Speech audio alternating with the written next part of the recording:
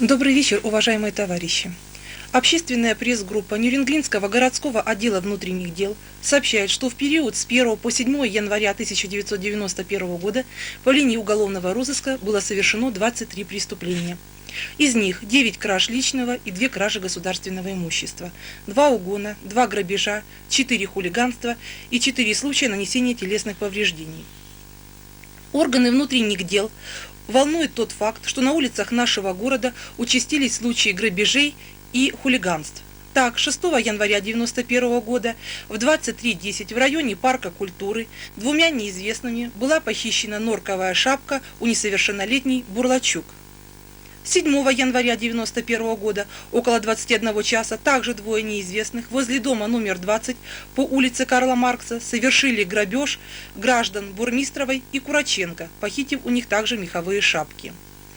5 января 1991 года около дома 36/1 по улице Южно-Якутской были избиты супруги Ахмедзяновы, у которых была отобрана норковая шапка стоимостью 450 рублей. По данному факту возбуждено уголовное дело. Задержаны 3 человека, подозреваемые в совершении данного преступления. Ведется следствие.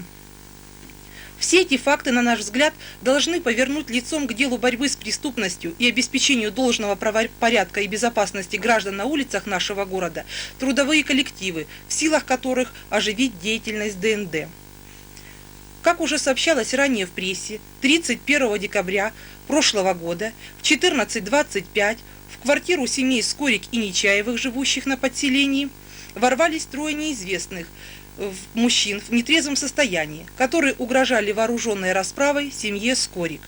При попытке пресечения данных действий сотрудник милиции Нечаев получил ножевое ранение, после чего в целях защиты жизни и здоровья граждан, находящихся в квартире, капитан милиции Нечаев вынужден был применить против преступников табельное оружие.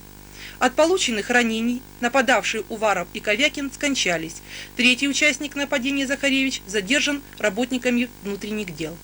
По данному случаю прокуратурой города ведется следствие, в ходе которого предварительно действия сотрудника милиции Нечаева признаны правомерными.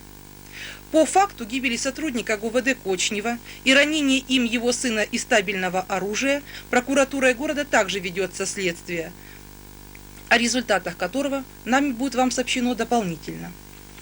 За прошедшую неделю сотрудниками городского отдела внутренних дел раскрыто 5 преступлений. Из них 1 кража личного имущества, совершенная в прошлом году в Чульмане. Подозреваемые в совершении данного преступления арестованы, вещи возвращены потерпевшим.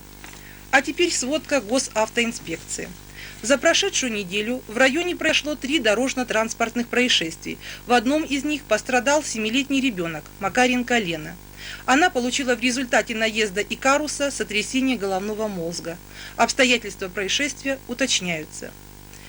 Уважаемые родители, поскольку сейчас школьники находятся на каникулах и свое свободное время они проводят на улице, просьба к вам напомнить ребятам о правилах поведения на улицах. На этом я с вами прощаюсь. Всего вам доброго.